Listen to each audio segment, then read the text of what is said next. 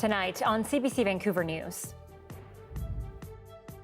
A warning from retailers on the far-reaching impact of BC's port strike. Any increase in the cost of transportation of goods is likely to impact shelf prices. And the scramble to find other ways to move goods. Plus, more details about the BC Ferries chaos this weekend. I used to be able to just come here and get on any ferry I wanted to. The worry the delays are far from over.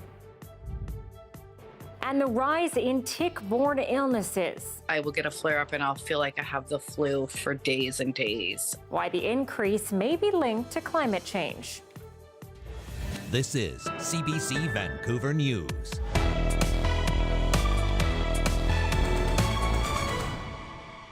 Good evening and thanks for joining us. I'm Anita Bath. With plenty of frustration this long weekend, we're learning more tonight about what exactly caused long delays and cancellations with BC Ferries and why repairs on a crucial vessel were delayed.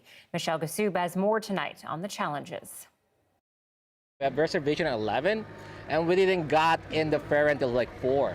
By Monday, the long weekend travel chaos on BC Ferries hadn't yet subsided, with travelers out of Nanaimo bracing for many more hours of waiting, despite an extra sailing being added to alleviate summer congestion. Now I'm told that I may not even catch 3 ferries from now. So there's no guarantee, if it's all reservations, that you'll even get on the same day. I only got here probably like an hour ago, but I was told that I'll be waiting for at least like 2 sailings. So I don't know if I don't think I'll leave here till like 7. Trouble started on Thursday when BC Ferries announced the coastal celebration was out of commission, resulting in 8 fewer sailings between Tsawwassen and Schwartz Bay than planned. We do our best, to control and plan ahead for our refit schedule. This was a situation where there were circumstances beyond our control. The vessel was scheduled for a refit in Victoria in May, but the only company that bid on the work was based in Vancouver. The vessel had to be moved, and the work delayed until mid-June. Then, crews discovered the repairs needed were more extensive than anticipated. This is why we schedule our refits in our slower period. So the refits are generally scheduled between September and May to avoid exactly this kind of situation. One Salt Spring ferry was also cancelled abruptly thanks to staffing shortages. BC Ferry says with an international shortage of mariners, it's struggling to keep up, despite a recent hiring spree.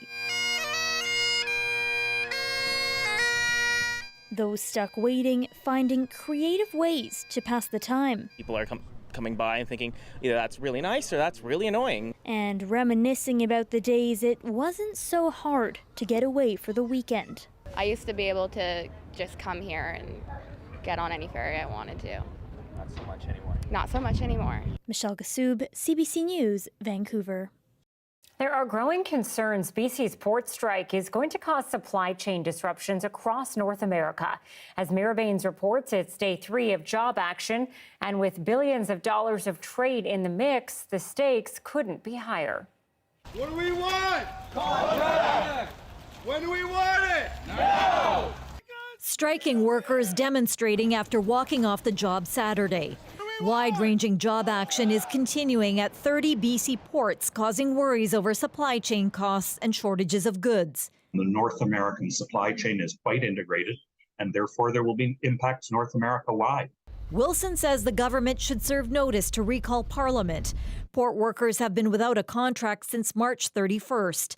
They've outlined their main objectives: to stop contracting out, to protect present and future workers from the impacts of port automation, and to protect workers from high inflation and rising cost of living. There's growing concern over lost work in Prince Rupert, where the port is a major employer. And I'm talking about immediately in and around the strike. Those folks want to go to work. They saved our town. It is not an exaggeration. When after the pulp mill closed, after fishing declined, it was the development of a container terminal in Prince Rupert that turned this town around. Federal Labor Minister Seamus O'Regan is in Vancouver for the talks and says there are no plans to intercede. Yesterday, the Longshore Union made their message clear as negotiations take place. The federal government must stay out of our business. The leader of the NDP repeated that message when he met with workers on the picket line. What about back to work legislation? I said, no, it's not on the table. We're opposed to it. It's not right. The Port of Vancouver estimates $1 of every $3 of Canada's trade in goods outside of North America moves through the Port of Vancouver. The BC Maritime Employers Association said the union's proposals for compensation are unreasonable, and bargaining at this time is not going to produce a collective agreement. It pointed out the average salary for a longshore worker last year in BC was $136,000 plus benefits and pension. The association is urging the union to change its position. Mira Baines, CBC News, Vancouver. The city of White Rock wants the province to put a limit on commercial rent increases. And so it's something we on City Council and the mayor's heard quite a bit of, the challenges that our small businesses, especially in the city of White Rock, where almost all of our businesses are small brick and mortar, independent, family run, individually run businesses. The challenge they have when their rent may go up 20, 30, 40, 50% when the lease expires. The motion in front of White Rock City Council is to go to the Union of BC Municipalities to discuss a limit to commercial rent increases similar to those for residential rent properties. Well, the beach at Kitts Point is closed to swimmers because of high E. coli levels. Vancouver Coastal Health says several E. coli counts tested well above the advised limit. High levels of E. coli can increase the chances of gastrointestinal illnesses and skin or eye infections. Seniors, kids, and people with compromised immune systems are most susceptible. Kitts Point Beach is at the tip of Kitsilano Beach, but the beach itself is not under any advisories. And we have some dramatic video of a rescue in the waters just off of Vancouver Island. Take a look. On Friday, a joint rescue between Canadian and U.S. Coast Guards in the Salish Sea, just a few kilometers from Victoria. A helicopter crew plucks 3 people from a dinghy after a mayday call was made from a yacht taking on water. A 4th person was pulled from the sea along with a dog. The 4 people were taken to hospital. The only fortunate part was that they were so close to land. The rescue swimmer was able to escort those people off the vessel, get them onto dry land, and the helicopter was actually able to land and put the people in the helicopter. The U.S. Coast Guard says events like these should serve as a reminder to always be prepared on the water. And that Knox Mountain wildfire burning just north of downtown Kelowna is now under control. Evacuation alerts and the local state of emergency around the area have now ended, and the park itself will be closed for at least one more day. The active fire zone covers about 6.5 hectares, and crews are still on scene managing different hotspots. Anyone who enters that zone could face fines of up to $500.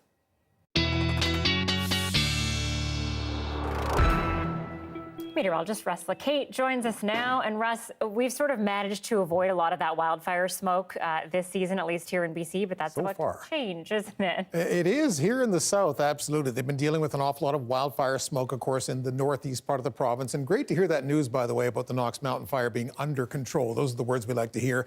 Our forest fire danger rating has been improving in the northeast, courtesy of some of the cooling showers they've had over the past 24 hours.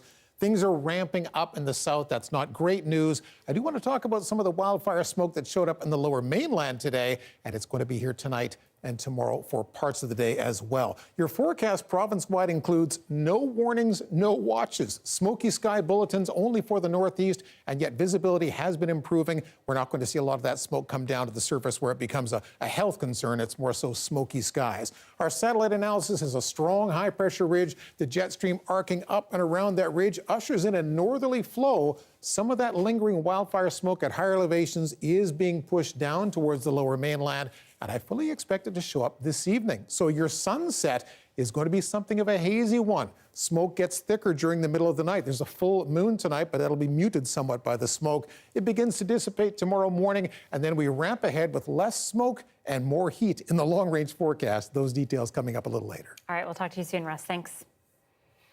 A man is dead after a shooting last night near the border of Coquitlam and Burnaby. Officers were called after a report of a shooting near a condo tower on North Road around 9:20 p.m. yesterday. They arrived to find a man who had been shot, and despite life-saving efforts, he died at the scene. Police believe the shooting is an isolated incident. IHIT and Coquitlam RCMP are investigating. Well, over the weekend, the province increased shelter rates for people living with disabilities. The maximum shelter allowance is now $500 a month. That's up $125. It's the first increase in nearly 2 decades. But advocates say that still isn't enough as expenses continue to climb. It's been over 15 years, and look at inflation has gone up over 40% in that time. Housing prices have doubled, depending on the type of housing, tripled, quadrupled in that time. And so seeing an increase is a positive thing, but it's certainly not enough for those living on disability.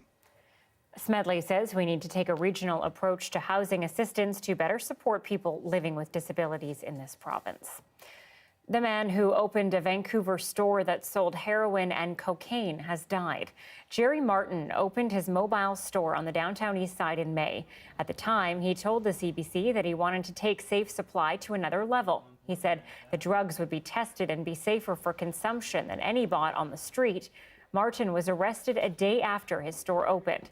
In BC, the personal possession of small amounts of illicit drugs was decriminalized earlier this year, but the sale remains illegal. Jerry Martin died on Friday at the age of 51 from a reported drug overdose. A BC-made harm reduction tool aimed at preventing overdose deaths is being installed in more than 2,000 supportive housing units across the province. Tonight, we're getting a look at how the device works and why it's being called vital. With a click of a button, this device could save lives. I'm going to use my substance, and so I press start. It's called Lifeguard Lite, an innovative new tool that allows residents living in SROs or social housing to set a timer before using illicit drugs alone in their room. Once the countdown is complete, residents hit "I'm okay," but if that button isn't pressed in time, an alert will be sent to building staff and 911. These people are getting help immediately. Sinclair says as a former drug user and SRO manager, she knows the benefits of a device like this. She remembers what she calls a traumatic day in 2021 when she went to check on a resident named Joy Phelps, knocked on her door, and no one answered. I believe 10,000% that if Joy would have had this in her room, she wouldn't have died. Data from the BC Coroner Service shows more than 12,000 people have been killed by toxic drugs since 2016, many of them dying inside shelters, SROs, hotels, or supportive housing. 61% of people who died during the pandemic were using alone. Often people, even if they have a safe consumption site to use a substance, want to be alone in their room, and there's privacy and their safety. Her organization runs 14 supportive housing buildings in Vancouver. She says there is at least one overdose death per month. The overdose crisis has taken a truly enormous toll. Lifeguard first developed a similar phone app in 2020. Since then, 69 lives have been saved through the program. But not everyone who lives here has a phone, which is why these wall-mounted devices are so critical. We're saving people's lives, and it's peace of mind for staff and residents. Right now, devices are being installed at Vancouver's Portland Hotel,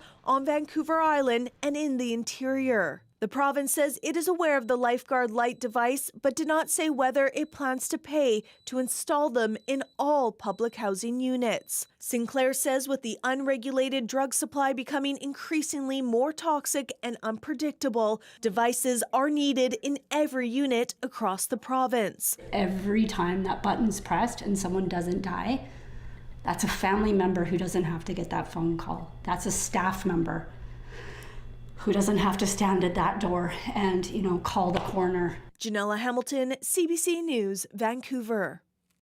A BC teen missing for nearly 54 hours in the backcountry at Golden Ears Park is sharing her story of survival in a letter. On Thursday, the 16-year-old walked out of the woods and reunited with her family.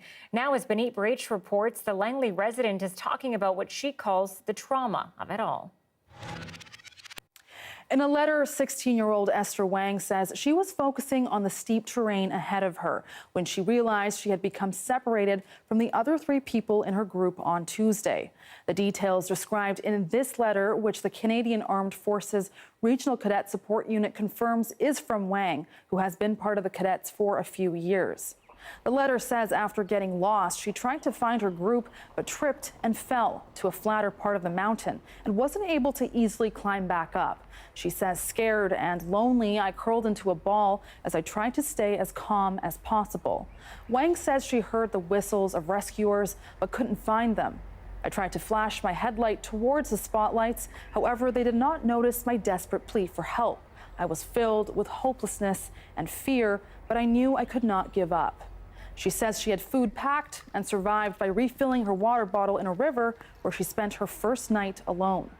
According to the letter, the next morning she tried to climb back up the mountain, but slipped and fell, this time hitting her head on the rocks.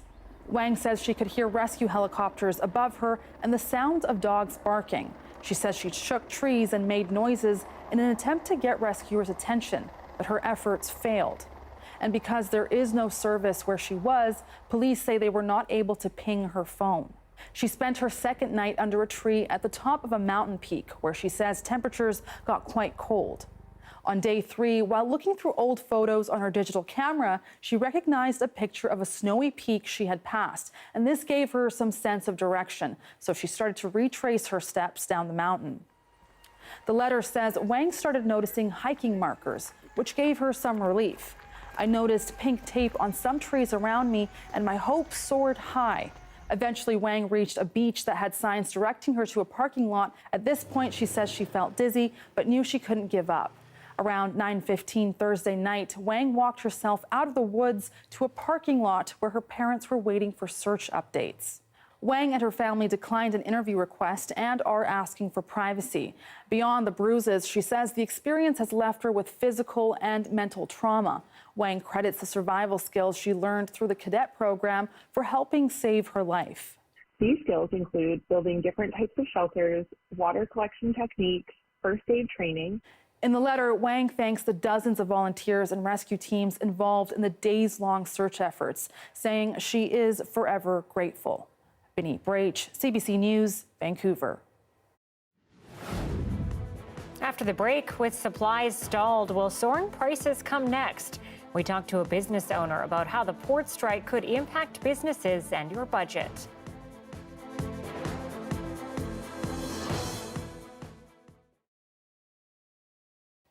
Thanks for joining our commercial-free live stream tonight. A passionate Lego enthusiast has turned some of Edmonton's iconic landmarks into architectural marvels. Take a look. The Matart has 45,000. This one has 40,000. So somewhere between $500,000 and $1 million would be kind of a good ballpark figure. That's a lot of Lego. Yeah, that's a lot of Lego, yes. Lego's fun, and this was sort of a pandemic project. I was home, I was doing Lego with my family, and we thought, like, what greater way to bring a really fun audience here and to bring families here and adults, because everyone loves Lego. We reached out to the Northern Alberta Lego Users Group in April of 2021 with this idea to combine Lego with plant material in the feature pyramid. Usually our feature show changes take 5 days. This one took 11 days. It does take a lot of people, and about half our club, so 20-25 members, contributed both to setup and to bringing models in. Just for the Matart building, instead of making that model, was probably 800 man-hours. I think it just shows how what you can do with your imagination, what you can do with a simple Lego brick.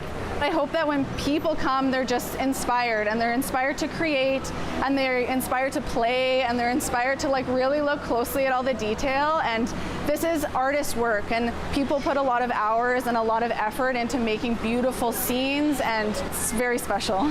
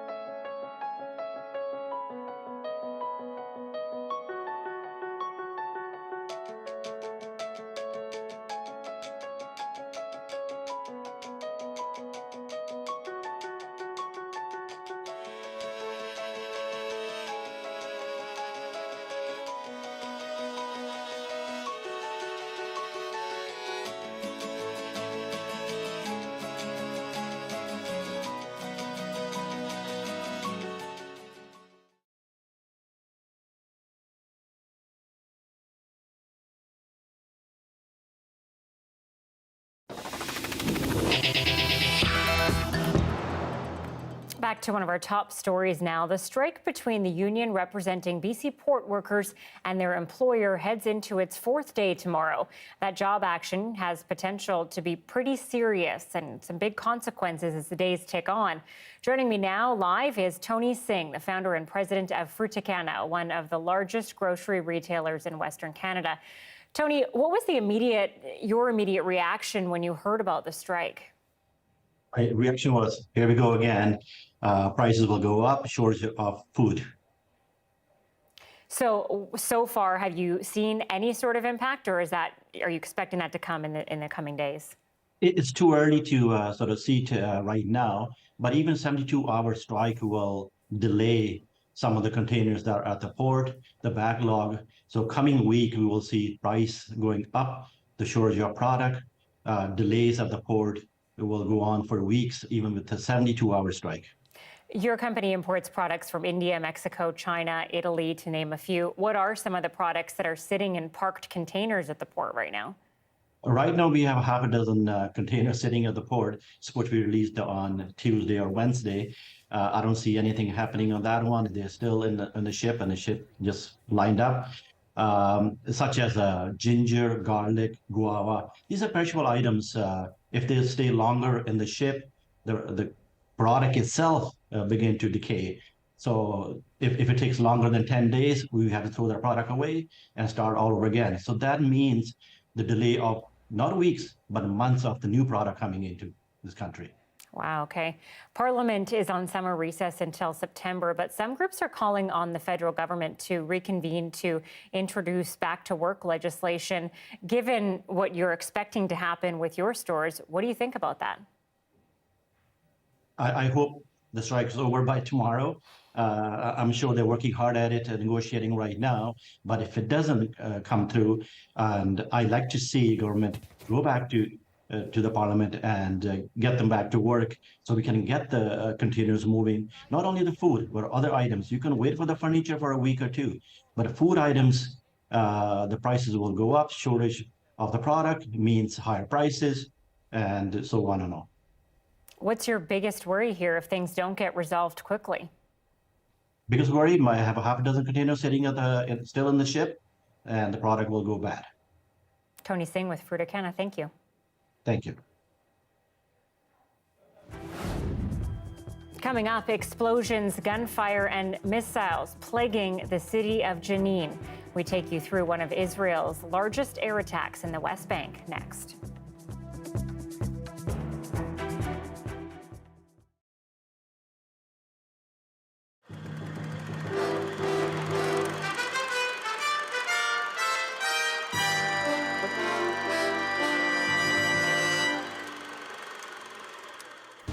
With all the restaurants in Vancouver, you'd think the people that live here are a bunch of gluttonous food gobblers, obsessed with gastronomic delights. There's about 1,500 restaurants in the city proper and 2,500 in Greater Vancouver. So it's not surprising that a lot of owners are feeling the squeeze of the anti-restaurant diet that many people seem to be on. Primo Villanueva is part owner of Primo's in Richmond. Well, we usually at this time of the year raise our prices. We have to because of everything else. This year we can't afford to. I think the only people making money in the restaurant business are the printers themselves, reprinting new menus. What about bankruptcy? Are you looking at that? Never. No? No, I'll hang in there till the end. But it's definitely a threat, it always is. I think right now, if somebody was to open a new restaurant, it's either a sign of a genius or a madman. While Primo is optimistic that he'll pull through, quite a few restaurants are going bankrupt. This popular Vancouver eating spot will likely go into receivership on Monday. Don Bellamy is a spokesman for the Restaurant and Food Association of BC. You have some restaurants that are holding their own, they're doing fine, they haven't seen anything drastic as far as their business is concerned, and yet you go across the street or down the block and they're hanging on the ropes. It's very unusual, very unusual. Tops 24 on Kingsway is one of those restaurants that's doing very well, and the owner says his secret is simple. The economy it's bad. But our business has been very good. We never have complaints because always we hire extra people because we believe good food and good service and good to our customers. So it's a mixture of boom, bust, and just getting by. But like everyone else, most restaurant owners are hoping and waiting for our lean economy to fatten up.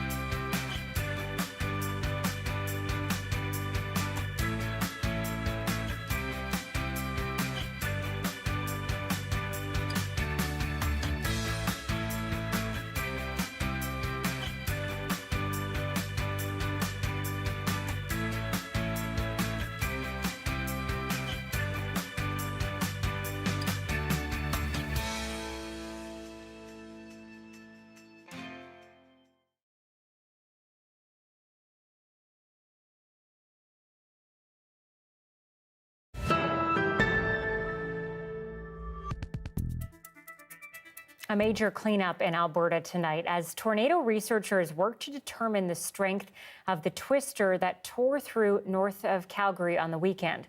As Aaron Collins explains, it's already suspected to have been more powerful than what's been seen before. From the air, it's easy to see how this part of Alberta got its nickname. Tornado Alley runs from the Canadian prairies to the southern U.S. This latest supercell twister ripped through the central part of the province on Saturday, emerging from dark thunder clouds to wreak havoc on the ground for more than 20 minutes. Luckily, no one was seriously injured, but several homes in the area were destroyed. Where those two cars are, they were in the garage, and the house was on the other side of those two cars. This house, one of 3 that were leveled, all belonging to one family. It'll take time before the cost of the damage done here is known. This family still trying to wrap their heads around the destruction. This is where my grandfather started, and then my dad lived here, and my brothers and I both grew up here. And so it's hard for us to see nothing from my grandpa that's left. Researchers who've surveyed the damage suspect Saturday's tornado was unusually powerful, potentially having a wind speed of more than 200 kilometers per hour. But Alberta has seen stronger storms. More than 20 years ago, a twister ran through a trailer park near Pine Lake, killing 12. And in 1987, Edmonton was hit with one that claimed 27 lives. A cleanup is well underway at the scene of this weekend's twister. Volunteers arriving from near and far to pitch in. This is the way. This is the Alberta way. My son and I were coming back from Calgary and saw the tornado passing through, and then we came and seen the aftermath. Knew we needed help. Experts say it's unclear if tornadoes are becoming more common here. What is certain is that when they do land, they leave their mark. Aaron Collins, CBC News, Calgary. Most of Ontario is under a heat warning tonight, with temperatures potentially reaching 30 degrees tomorrow. But with the humidity, it's expected to feel closer to 40 degrees in some regions. Now, Ontario is far from alone with dealing with extreme weather. From record-breaking heat to natural disasters, the summer of 2023 is off to a dangerous and deadly start. And as Katie Simpson shows us, it's being felt around the world. In Washington state, near the northwest coast, wildfire smoke billows into the sky, the flames threatening homes. In the Midwest, deadly tornadoes shred neighborhoods, killing 3, leaving survivors to rebuild. My wife, my kids, and myself was okay. That was the most important part. While in the south, Texas is finally getting over a dangerous heat dome. It was so hot, highways buckled, and temperature records shattered. Add it all up, and it makes for a volatile start to the season. One might ask themselves, Is this normal? Is this the way summer usually starts off? And the answer is not really. Experts are pleading with people to find ways to stay cool in the extreme heat. Arizona is one of the hottest places in the country right now. An excessive heat warning is in effect as temperatures hover in the mid-40s. It is hot and it's very draining. It's very, very draining. Everything, like normal, regular things that you do are draining. Not only do these conditions feel terrible, they're downright dangerous. Heat is the deadliest kind of extreme weather in the United States. It kills more people than hurricanes and floods combined. The U.S. is not alone. This past June was the hottest ever on record in the U.K. Parts of the country went 2 straight weeks without the temperature dropping below 25 degrees. All the numbers are suggesting that we're going in the wrong direction when it comes to the heat, the intensity of the heat, and how prolonged it is. It's been brutal in China, too. Beijing set temperature records, hitting highs in the low 40s. At the zoo, animals are being given ice and fruit snacks in the hopes of keeping them safe. Back in the U.S., the heat wasn't enough to stop some 4th of July weekend traditions, including a hot dog eating contest and fireworks displays. With more festivities to come, those enjoying the great outdoors are being urged to be cautious. Katie Simpson, CBC News, Washington. And that warming climate provides an ideal environment for ticks and Lyme disease. But ticks can carry other, more rare diseases too. Susanna De Silva is looking into how one province is tracking those diseases. I didn't see any legs. After a recent trip outdoors, Claire Killikelly spent the evening researching a mark on her 3-year-old's leg. We decided it's a sliver. But yeah, it's definitely the first thing that crossed my mind was, okay, is this a tick? And she was right to be worried. Ticks pose an increasing risk in Canada as the climate warms, and with that, an increased risk from the diseases they carry. Because the more ticks there are, the more efficient they are, and you end up with a higher proportion of the ticks infected. And while much of the conversation has been around Lyme disease, there are other illnesses, 3 of which Ontario will now be monitoring for, including anaplasmosis. What it reminds me the most of is malaria. It's something that goes into the red blood cells and can cause destruction of the red blood cells. Anaplasmosis, along with another illness, babesiosis, can present with symptoms like fever and chills and can be treated with antibiotics, while Powassan usually has no symptoms. But severe cases of all 3 can make people very sick. Last week, actually, I saw 5 cases of anaplasmosis. Quebec has been monitoring for these diseases for several years, and doctors say people should be aware if they've been outside and suddenly develop a fever. Usually Lyme disease comes with a rash. If you don't have a rash, then you should wonder, could it be something else? I will get a flare-up and I'll feel like I have the flu for days and days. Amanda Kelly says it took a long time to get a diagnosis of both Lyme disease and babesiosis. She's happy to hear of increased monitoring. I just hope that there's more education being put out. There's more education, and not just education, but we need access to treatment here. Doctors say prevention is best. Things like bug spray, long sleeves, and a body check after being outdoors. Susanna De Silva, CBC News, Vancouver. Israel has launched a major attack in the occupied West Bank. Troops and drones have targeted the Jenin refugee camp, and medical officials say 9 Palestinians have been killed and 100 are hurt. But as Chris Brown shows us, it's not clear when this operation will end or how far it will go. Israel's military hit the Jenin refugee camp hard, first with drones and then about 2,000 troops. Smoke obscured the skyline and gunfire echoed throughout the streets. The occupied West Bank hasn't seen this kind of intense warfare in 2 decades. It was like World War III, said 67-year-old Hussein Zidan. They're attacking unarmed people with planes and rockets. The Israeli Defense Forces say every effort is being made to avoid civilian casualties as they target militant headquarters. We're focused on destabilizing and stopping the infrastructure of terrorism inside the camp. Command centers, weapons. Jenin has been a refugee camp for so long, decades, that a densely packed city has grown up around it. Even with purportedly precision strikes, there are reports civilians were hit.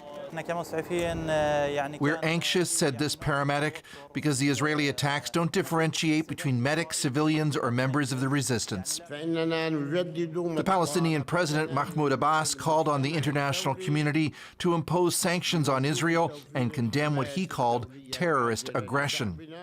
Video released by Israeli police emphasized the arrest of militants.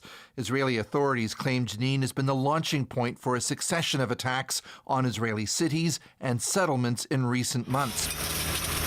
But hundreds of settlers have also ransacked Palestinian communities with impunity, claim Palestinian leaders, furthering the worsening spiral of violence.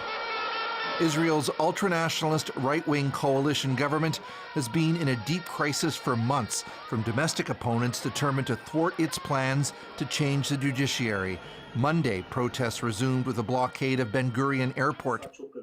And this London-based analyst says with the raids coming on the same day, some are questioning whether the military action was also intended to distract Israelis. I'm not so sure those who take this decision, they can tell themselves whether the decision is purely for security reasons or in their mind it mixed together to deflect from their own domestic agenda.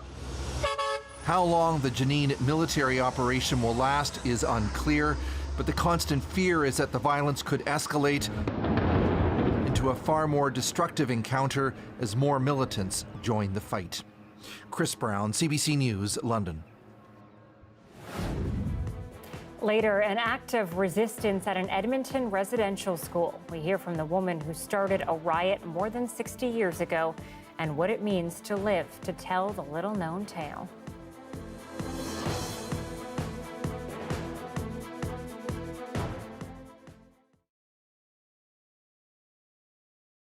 Right now, every news article is just a Google away, but soon that could change, with Google now threatening to pull Canadian news links from the search engine following through on a warning. If C18 is passed in its current form, it may affect our ability to provide products and services. Google is pushing back against a law that would force tech companies to pay news organizations, including CBC News, for each story accessed through its site. For the federal government, it's a way to make tech giants pass on some of the ad revenue to media outlets, not how Google sees it. We send millions of visitors to their sites for free. So what would this look like? This page you see now, mostly full of Canadian outlets about this very story, none of them would show up once the company makes its move. Bully's bully, and this is such a bully tactic. Michael Hollett runs a music magazine. He's concerned smaller publications would be hit hardest by the ban. Unfortunately, we've got to stare them down on this because we can't give in to this kind of a tactic. I mean, they have been able to do whatever they want forever. Other observers say Ottawa should have seen this coming, and this legislation was no way to save the industry. The news organizations rely on the incoming traffic, and most people are discovering that either through social media sites or through a search engine like Google. Google is now joining Facebook. Its parent company Meta announced last week that it too will block Canadian news content. The government says it won't waver, but it's still willing to talk. A lot of organizations are suffering and have been suffering for a long time because 80% of all the revenues are going to two companies, Google and Facebook. That's what we're trying to balance through the bill. So we're looking at all the options. That said, there is a real concern about the lack of local news, of verified journalism, and what could fill that void. The legislation, though, has not passed yet. The Canadian government says it needs to get through regulations, and that's where it sees room for negotiation with the tech giants. Minister Rodriguez told me he spoke to Google on Thursday, and he expects to do that again next week.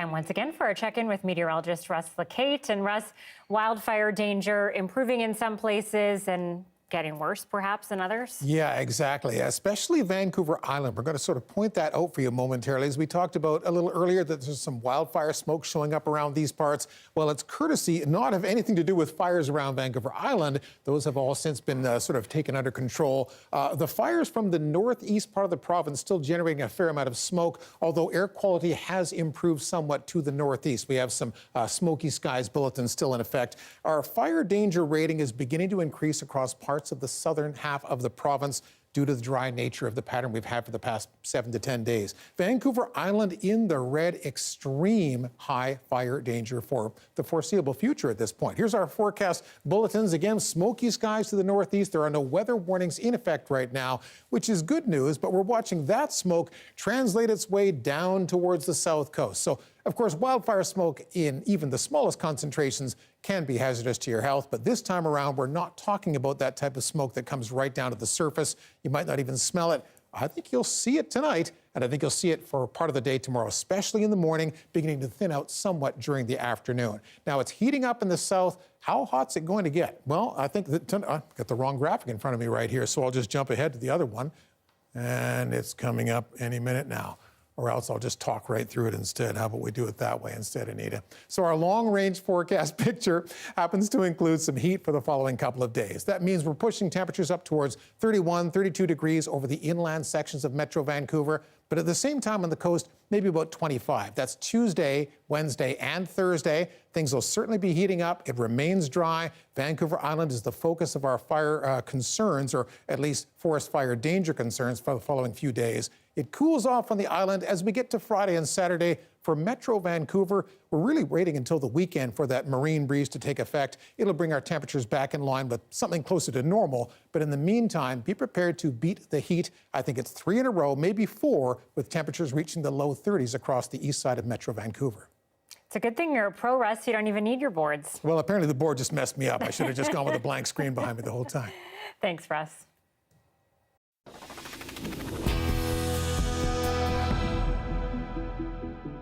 Tonight, we are hearing about a story of resistance inside the walls of an Alberta residential school. More than 60 years ago, students carried out a full-scale riot and took control. Janella Hamilton met with 3 survivors who tell us what happened.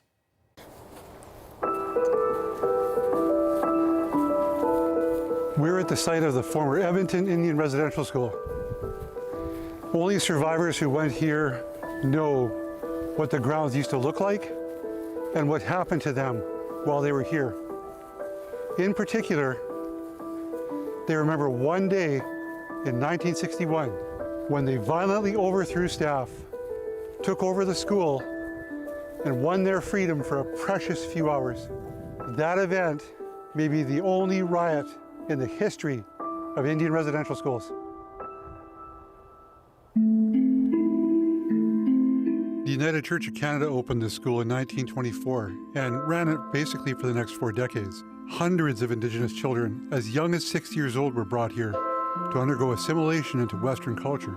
Students have described abuse and neglect, even speaking of starvation. Most of the structures are gone, including the school. We've come here today to meet survivors. You're welcome. Including some who were here in 1961. They're gathering to discuss the future of the site, but we're here to talk about the past, because the riot only lives in their memories. It's the first time they're speaking about what happened here. Gary Williams was 11 years old. And the skating rink had to be right around here, right where these trees are. When the riot started, he was outside skating with his younger brother. What did you hear or see that indicated something was happening, something was going on? I guess the first thing I heard was the bell ringing. And we kind of know what the bell was for. It wasn't an ordinary bell. It almost sounded unreal to have that bell ringing that long. I noticed there was quite a loud presence inside the door and corridors and whatnot. The roots of the riot go back years. Kids were fed up with abuse and conditions at the school. The fuse had been lit. It was just a question of when things would explode for the 147 students there. He talked about how the staff, particularly the dorm supervisors, treated the kids mean and cross, and that contributed to the riot itself. Eventually, you know. Like they created the meanness in the kids. Yeah, especially that fall. You felt it in the air for days before the riot. You know, something was going to happen. Ray Jones was 16 and in grade 10. What's surprising was the intenseness, you know, the intenseness after the riot, just boom. Like a match to gas. Yeah, the atmosphere of the school, you know, getting worse and worse. But the straw that broke the camel's back was the food. 3 times a day, they were fed what's called spork. It was canned meat described to us by one of the survivors today as looking and smelling like dog food. It was just a cheap canned meat that they used to feed the kids for breakfast, lunch, and supper. So they get tired of this. A female student named Helen worked in the kitchen, cooking for both kids and staff, and she saw the disparity between the meals. Students ate meagerly, staff ate like kings. That day, she got angry. She took boxes of spork outside and smashed them against the wall. Students gathered to watch. Staff tried to shoo them away. The crowd of kids pushed the staff inside into the hallway and started advancing on them. There was screaming and threatening from both sides. Older boys broke into a fire hose cabinet, pulled out the hoses, and sprayed the staff. Then, someone beat the principal in the head with a medicine ball. Students saw fear in staff's eyes, and they weren't scared of them anymore. The staff retreated into their rooms and locked the doors. The kids had control of the school. Siblings were able to meet for the first time in months, something they were forbidden from doing. That 15-year-old Helen, you were 15 in that picture? Mm-hmm. Tell me about her. Well, that Helen, she was really, well, I was good up to that point until I saw the difference between our meals, so. Mm-hmm. Helen Johnson was that girl in the kitchen who started the riot. She's now 77. We've come to her community in BC's northwest, where most of the kids at the school were from. She remembers how it ended after only a few hours. Students had built a 6-foot-high barricade out of cans of spork. Police arrived with dogs and set them loose, but the smell distracted them. What happened in the aftermath? So it's all, the cops come, the dogs stop and smell the pork, but the cops get to you guys anyway. Yeah, they just told us to settle down. What happened to you after that? Well, I just went back to my dorm. I settled down like a good little girl. Not till later, when the principals start naming us all out. One outcome of the riot was that food at the school was improved, but punishment was also dished out. 2 students were expelled. Helen was later brought to the office and strapped. She was put on a train with no money and sent home. When she arrived, most of her family was gone. She'd forgotten her language. To this day, she feels lost at home, but she doesn't regret what she did. What do you think about that event? What do you think about what happened when you look back today? I think I did a good job myself, where I encouraged the children to speak out. Don't be scared of nobody. You know, no matter who it is, and what you hear from them is wrong, speak out. Don't be afraid. No, what they're doing is wrong, I told them. And what they say is wrong about you, being a dumb Indian. I wanted to make sure that I did it for a purpose, not for no reason at all. Because I'm not that type of a person, right? Unless I have to be. So that day, I had a purpose. It had to do with food.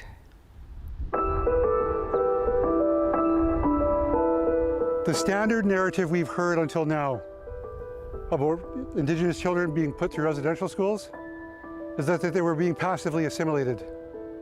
These ones weren't. They resisted. But many survivors still haven't talked about what they call a victory, not even to their families. As one survivor put it, It's a good memory, but it's wrapped up in 1,000 ugly ones. Janella Hamilton, CBC News, St. Albert.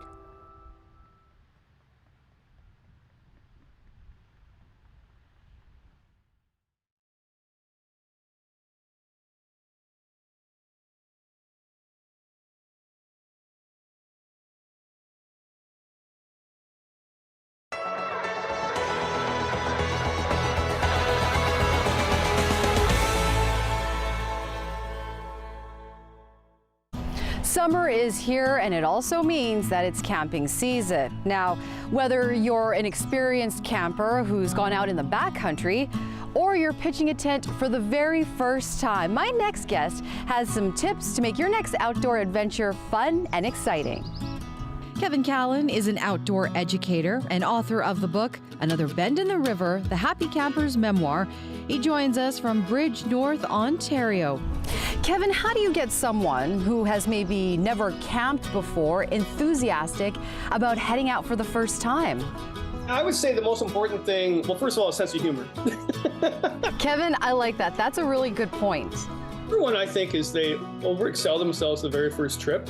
And probably it's because some person that believes that they should overexcel themselves takes them out, and they hate camping. They hate it. And that's the worst mistake you can ever make. I'm the happy camper. I thrive, I don't survive out there, right? So make sure they enjoy their very first trip, or you enjoy your very first trip, and you'll want to keep going back. We don't want to overpack, we don't want to underpack. What are some of the important things that we should be bringing with us when we do go on a camping trip? Just bulk. A lot of people just bring too much stuff. So if you use these compression sacks and make your sleeping bag, well, that's a really good quality sleeping bag, but it's so small, and the smaller it is, the better, right? So your clothes, people bring way too many clothes, so put them in a compression sack and make them smaller. Get your pillow, obviously bring a pillow, right? But put it in a compression sack. Those will save you so much more room for all the good things, like your wine and whiskey and things like that. What are some of the unspoken rules, or maybe some of the etiquette around camping? People say hello to people. I can't believe this. My dad always taught me, you always say hello to someone in the bush because they might have to save you one day. And that happened to me a few years ago. Kevin, what are some tips that you have if parents want to be taking out their kids for the first time? Do not wait until they're a pre-teenager. They will not go with you when they're a pre-teenager. They'll become aliens, right? My daughter, when she turned 14, well, it's not cool to be with your dad anymore, right? So before that, she went on endless canoe trips and endless camping trips, and even in the front country, and just loved nature because she reconnected to it. We all are born from wilderness. We all are connecting to it. We just need time out there to familiarize ourselves with it. Make them part of the trip, the journey. Do not guide them. Be the camp counselor and make sure that they carry a pack, or they make the mac and cheese around the campfire, or they toast marshmallows. And they'll actually really enjoy the trip more because they're part of it. Thanks, Kevin. That's Kevin Callan, an outdoor enthusiast and author, AKA The Happy Camper. So whether you're a beginner at this or a seasoned veteran, some great tips from Kevin there to make your camping season fun, safe, and enjoyable.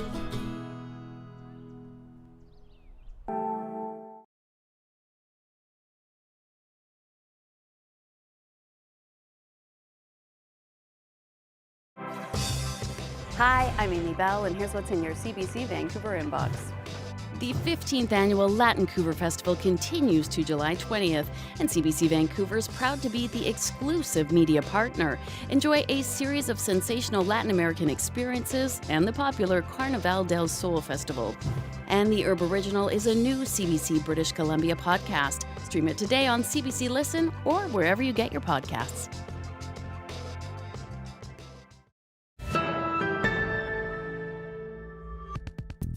The biggest names in tennis started competing today at Wimbledon, and politics are in play as well. For the first time in 2 years, athletes from Russia and Belarus will be hitting the courts. The CBC's Abby Coquitlam has more on Wimbledon's decision to reverse the ban. We're just outside the grounds. People have been milling past us all morning. Certainly a lot of excitement in the air, but there's a lot of controversy to talk about as well. Wimbledon's decision to reverse its ban on Belarusian and Russian players this year is certainly the talk of the town. They will now be competing as neutrals. They've signed neutrality agreements as well. And Wimbledon has decided to ban the sale of its merchandise in those two countries. Some players have also spoken out about the war in Ukraine, the invasion of Ukraine. CBC News spoke with Billie Jean King, the tennis legend, about athletes using sports as a platform. We tell the WTA players, this will give you a platform. You have a chance not only to change yourselves and your families, but you have a chance to change your villages, your towns, your countries, because people look up to you, they see you, you're visible. Just as we did at the French Open, some Ukrainian players here at Wimbledon may refuse to shake hands with opponents from Belarus and Russia. Elena Svitolina, a Ukrainian player, has repeatedly said this is not about sportsmanship, but she can't go on as business as usual at tennis tournaments when her country is being invaded and people are being killed. Abby Kuodasin, CBC News, London. An ultra-rare card has been found by a Toronto area collector. It is by the company behind Magic, the Gathering game. And as Thomas Dagla reports, the collectible could fetch more than $1 million. Forget hockey cards and collectible toys. The latest find, potentially worth millions, comes straight from Middle Earth. We were like wow, this is insane.